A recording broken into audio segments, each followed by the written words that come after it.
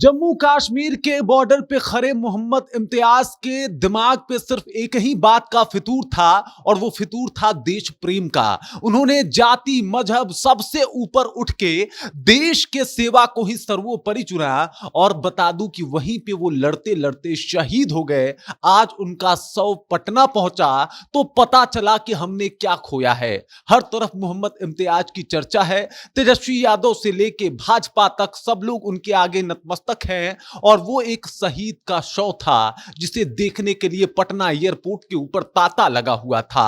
आज उस शहीद के बारे में सब कुछ आपको बताऊंगा। ये सुनने के बाद आपका भी दिल कहीं ना कहीं करुणा माया से भर जाएगा, गला रूंध जाएगी, आंखों में अश्रुधारा आ जाएगा और अगर नहीं आए तो समझ जाना कि आप में इमोशन की बहुत ज्यादा कमी है।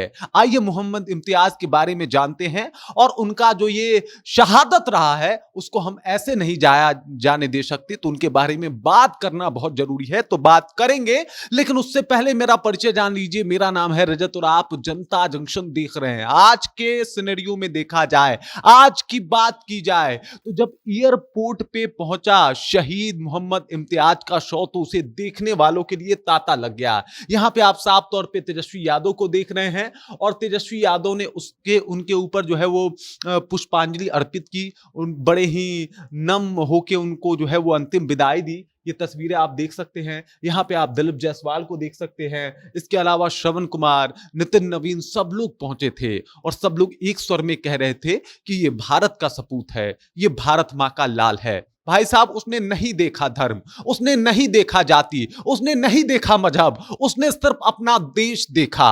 उसने सिर्फ देखा कि देश को बचाना है। वो जो सामने लड़ रहा है वो पाकिस्तान है जो इस देश का दुश्मन है और उस दुश्मन से इस देश को बचाना है। इस बचाने के क्रम में चाहे मेरी जान क्यों ना चली जाए, मैं टस से मस नहीं होऊंगा। और जम्मू कश्मीर के ऊपर आपको बता दूं कि उनका जो वो शहीद हो गए, कई सारी गोलियां लगी, उसके बाद भी लड़ते रहे और लड़ते लड़ते शहीद हो गए और इसीलिए इनका शहादत जो है वो खास है। इनके बारे में थोड़ा सा आपको बता देता हूं।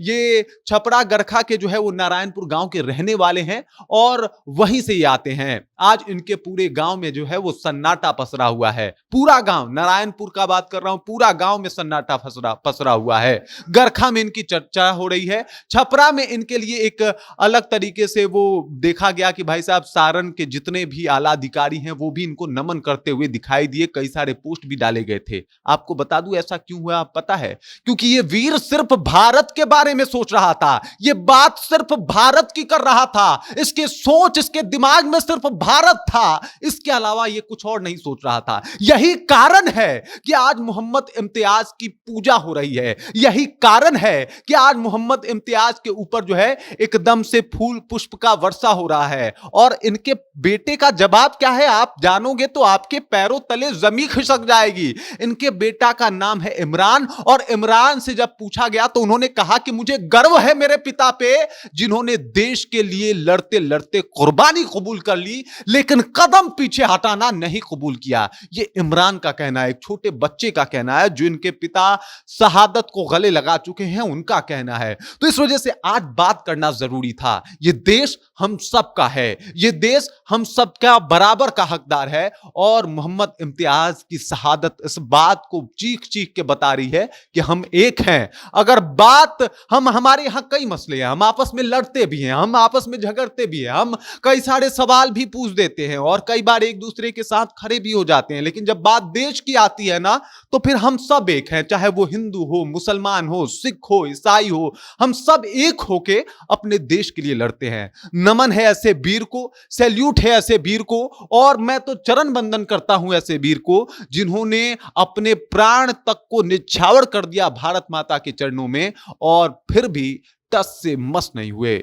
आप भी कमेंट में जय हिंद लिख दीजिएगा एक बार इनके लिए।